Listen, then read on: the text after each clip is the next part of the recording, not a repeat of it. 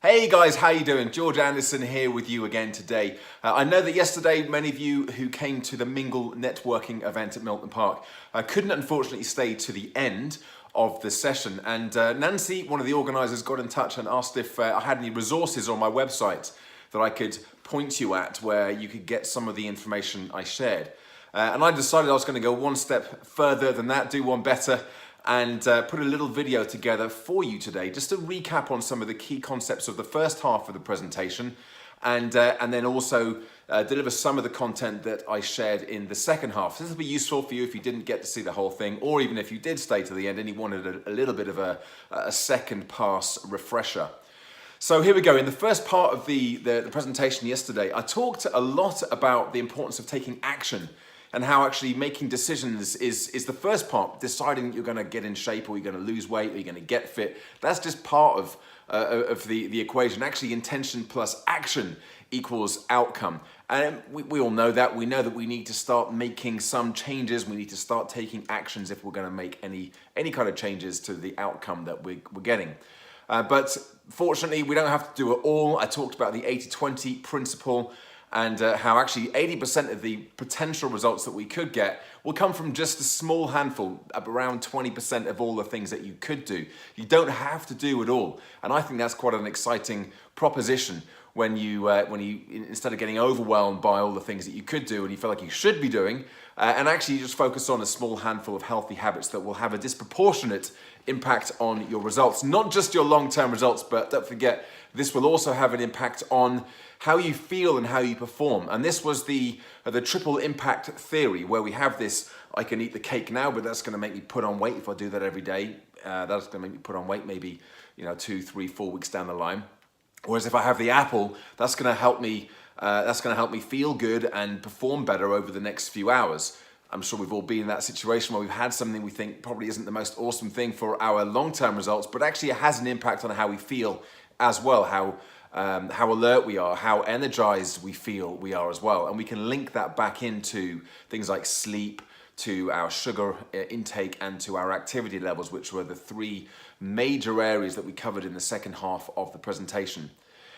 So the triple impact theory, progress not perfection, was a really big kind of central thesis of the talk. And this has been a guiding philosophy for my life, not just my mantra for motivation with fitness madness and events that I've taken on over the last few years. But actually looking at how I can make small changes to move from a 3 to a 4, or from a 4 to a 5. And I used the example in the presentation, the first half of the presentation, of my swimming journey, as I decided to do Ironman a couple of years ago and couldn't swim more than a couple of lengths. And rather than looking at the mountain that I had to climb, I really focused on what do I need to do to move to the next step along that journey. So progress not perfection, taking small actions consistently for long periods of time can have tremendous results. We looked at 80-20, and we looked at this idea of triple impact theory, which I think is much more compelling as a source of motivation compared with just thinking, well, I've got to do this because I want to lose weight, or I want to get fit, or I want to tone up or get healthy. These are things that may or may not happen at some point in the future. Whereas that more immediate impact of how it's going to make me feel now and over the next few hours, for me, that's the major source of motivation in my life and the decisions that I make. So that was a recap of the first half in under 4 minutes. Maybe I should strip that presentation down. You let me know. Does that cover all the major points? Who knows? But the second half, I looked at 3 of what I believe to be the more impactful things that you can tweak and change. And if you can just make some progress with each of these, then I can guarantee that you will be in a really good place. Not just with regards the trajectory you're on for achieving any goals that you might have, but also, as I said earlier, this is about how you feel and how you perform on a day-to-day, moment-by-moment basis. And the first of those was no surprises, hopefully, to those of you who have been listening to media and hearing other people speak about health and fitness and well-being. But the first thing to focus your attention on was sugar. And I went through the sugar cycle and what actually happens when we eat sugar. I made a big point, and I want to reiterate that now, that this isn't about saying you should never eat sugar. Now, nothing is off the table. In fact, when you deprive yourself, when you restrict your freedom like that, it can actually have the opposite effect. it adds to your stress, it diminishes your experience of life, and it starts, actually eventually you just push back against that. You say, oh, sod it. You have an oh, sod it moment, and you have, you know, the biscuits or the cakes or whatever. So we don't want to kind of take anything off the table, but at the same time understanding what happens, and the sugar cycle was my way of illustrating that. So essentially what happens is first of all, you eat something with some sugar in it, it increases your blood sugar levels, so it literally gets out of your digestive system and into your blood, so your sugar levels increase. The brain says, hang on a second, this is not cool. We've got to make some changes here, we can't have it going too high. So it produces insulin, which drives it back down. But at the same time as producing insulin, it also produces dopamine, which is a chemical that creates this bond between doing something and it feeling really, really good. So we get this addiction quality to sugar that we don't get with other foods. So with the release of dopamine, we start actually craving sugar, and we know that it's going to make us feel good. And when we feel stressed, it's one area that we can guarantee we can take control over. We can guarantee that we're going to feel good if we have the biscuit right now. And that's often a battle we have to play against the immediacy and certainty of eating something with sugar in it versus the uncertainty in the future of it maybe having an impact on our weight. Let's take that for the example here. So once we've produced this insulin, the dopamine, the addictive thing, the insulin, what that does is it drives blood sugar levels back down again, which is great because it takes us out of the danger zone of having these really high blood sugars. But it's not so great because the place that sugar goes to for storage is your fat cells. And we might store a little bit in our glycogen stores. If you've been working out the day before, then your muscle glycogen stores may well be depleted, and some of that sugar is going to go back into them, but not very much unless you've been doing lots of really, really heavy, intense exercise on a regular basis. So day to day, that's unlikely to be the case. So therefore, it's going to go to one other place, and that is going to be the fat stores. So that's obviously problematic in and of itself, especially if you're trying to lose weight. We used to think, certainly used to be the accepted wisdom that high fat diets caused fat gain, but actually a lot more research is now coming out over the last few years that a high sugar diet is not just so great for things like diabetes, but also for obesity as well. So once that's happened, blood sugar levels go down. Of course, we also feel that slump. We feel that energy drop. We feel this drop in performance. This is the short-term effect in that triple impact theory, long-term, immediate, and short-term. We experience this because we maybe get a little grouchy. Our people tolerance reduces somewhat, and we just don't feel so awesome. We don't really feel like we're able to concentrate and experience ourselves at our best when we are having this sugar slump. Normally for me, it's 30 to 90 minutes after eating something sugary. That's when I experience this. So to get out of that, the brain starts thinking, well, this isn't so cool either. It's too low with my sugar levels. I'm going to start creating some signals, stimulating appetite and creating some sugar cravings. And that's what happens. We get these sugar cravings and we're back to the top again. And guess what we do? We go and have some more sugar and the whole thing starts again. So that was the main part of the sugar presentation. And then we looked at, maybe making some swaps, making some progress. What would represent a step along the 1 to 10 scale? If your sugar habits are right down at like a 3 at the moment, what would make it a little bit better? Get you from a 3 to a 4 perhaps, or a 4 to a 5. So not looking at getting to perfection, whatever that is. And I don't think you have to be at 0 for that, but at 0 sugar intake for perfection. But certainly you'll have your own interpretation of what pretty good looks like, or very good looks like, and you're looking at moving just one place along. So come up with a couple of your own swaps that you probably already know that you could or should do, and then start committing to making those changes, even if it's going from having 2 sugars in your coffee to having 1 sugar in your coffee, and gradually start reducing the amount of sugar that you eat on a habitual basis.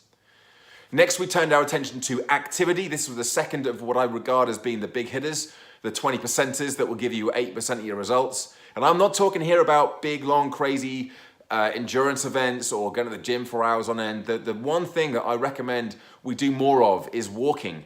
Really simple, just get out and walk more. And instead of focusing on trying to get 10,000 steps a day, in which a few in the audience were hitting that, which is fantastic. But most people I speak to will struggle to hit that number. But the good news is you don't have to hit that number in order to get some health benefits. Go out for 2 or 3 blocks of just 10 minutes a day, but make it brisk walking. That has been proven recently what I call these active 10s will have been proven to have a much greater impact on your health markers compared with slogging out and trying to get 10,000 a day, and if they're at a low intensity. So 10K steps is fine, still keep doing that if that's where you're at the moment, but just make sure you got some briskness in there as well. I also talked about standing up more, so just getting out of your chairs. If you are spending a lot of time sitting down in your office or in the car, then when you stand up, just check in with your posture.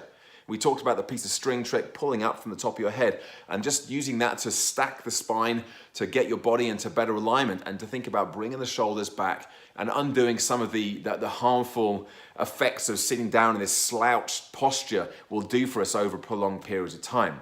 We looked at some breathing exercises as well, and using that, this was sort of moving away from activity, but we did it when we were standing up in the presentation, thinking about getting some breathing in, so you're allowing the belly to rise as we breathe in, and then reduce and come back in again as we breathe out. And just focusing on the breath is a really nice way to access mindfulness and meditation, to decompress, to de-stress, and to reset that nervous system back into something that's going to make you feel better and perhaps better able to cope with the stresses and demands of the day. We also looked at one other stretch, which was a hip flexor stretch. And I'm not going to demonstrate it here, but stretching out the front part of your thigh, just in a small kind of a lunge position almost, just drawing the tailbone under, so you're pulling the pelvis through. That just stretches out the muscle that tends to shorten and tighten through prolonged periods of sitting down. And these are the things that I've noticed to be most effective for most people. So yes, there's many other things you can do, and of course exercise is fantastic, really important to make sure we're getting exercise in as well. But actually, if you're going from 0 to trying to get to a point where you're perfect, that 1 to 10 scale, don't forget, then it can feel overwhelming to start exercising even 3 times a week. But if you just start off by getting more activity into your life, then that's a great starting point. And even if you are exercising regularly, getting out there and walking more is also going to be of value to you.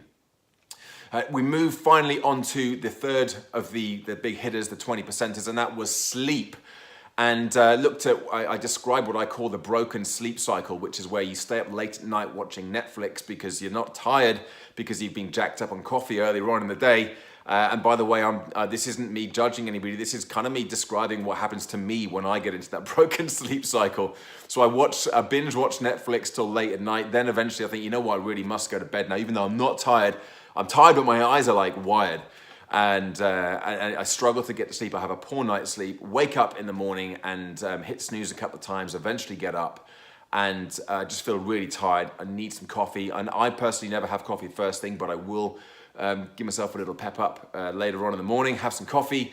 And then, of course, the stresses of the day, I feel like I need to unwind. And again, the same thing happens. I have that late night and we end up with this cycle. So trying to cut in on that cycle and recognizing the importance of sleep in the recovery and improvement of resilience. I'm sure most of us now have heard about psychological resilience and the importance of it. It's kind of your bounce back ability.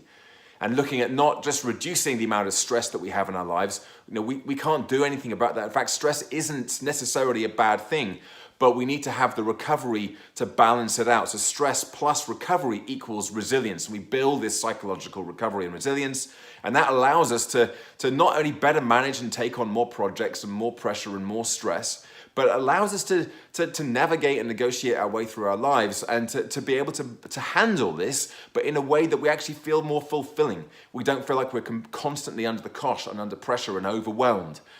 So even the same amount of pressure for somebody who is more resilient, we can get to that stage because we're able to handle it better. And one of the most important parts of that is getting enough sleep. So sleep is essential for physical and mental psychological recovery. So really pay attention here to the evening routine, the 30 to 60 minutes that immediately precede you going to bed. And if you said, right, my bedtime is at 10:30, what happens from 9:30? And we looked at a few ideas, things like putting phones onto flight mode, having a social media curfew, turning the TV off, at least 30 minutes before you go to bed, reading a book, having a warm bath, listening to music, meditation. There's loads of things that you could do and plan out your own. In one of my online courses, I get people with a little form to plan out their own evening routine that will be their perfect routine. And then they're looking at trying to improve what they're currently doing to get closer to that. So using some of the examples that I just gave there. But don't underestimate the value of sleep. Think about how, when you've had a great night's sleep, how amazing you feel the next day, how much easier it is for you to make good choices with other well-being aspects of exercise and nutrition later on through the day. We have this willpower battery, and I talked about this in the talk yesterday as well. The willpower battery, which depletes as the day goes on. And so if you haven't recharged that willpower battery early on in the day by having a good night's sleep, then what happens is it gradually depletes. You make decision after decision, you get decision fatigue, the willpower battery depletes, and eventually you cross that threshold and you go back into the oh sod it mode and make those decisions that you perhaps decided at the beginning of the day, I'm not going to do that today, I'm going to be good with my diet, I'm not going to have any wine tonight, I'm going to exercise, go to the gym after work. But by the time you get to that point, because you're tired, it's had that knock-on effect. So that's the kind of the real life symptomatic response to poor sleep. And over time, it's going to have that depleting effect on your psychological recovery as well. So the three things there: sugar, activity, and sleep. There's plenty more things that you could do. We didn't get into the rest of diet. We didn't get into hydration. We didn't get into training. We didn't get into goal setting. There's loads more that you could do. Meditation, mindfulness. We kind of touched on some of these things. But don't feel overwhelmed. With anything you decide to do, just think about what's the minimum effective dose that I could do that's going to shift me slightly up the line from 1 to 10. What's going to represent progress for me? Perfection breeds comparison, it breeds overwhelm. Whereas progress is going to help you breed more confidence and belief that actually you're on the right trajectory here and you're doing okay.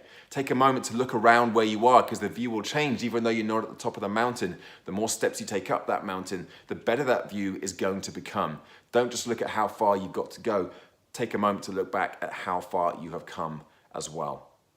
So there we go, in just over 16 minutes, a recap of the presentation. Hopefully that's been of some value to you.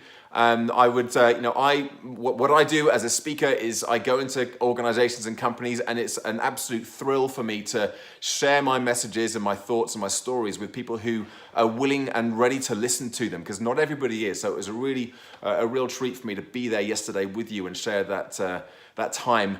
And I'm glad to be able to bring you this little video today as well to hopefully help embed some of those ideas and move you from not just knowing what you should do, but to actually doing more of them as well. Thanks very much. Speak to you soon.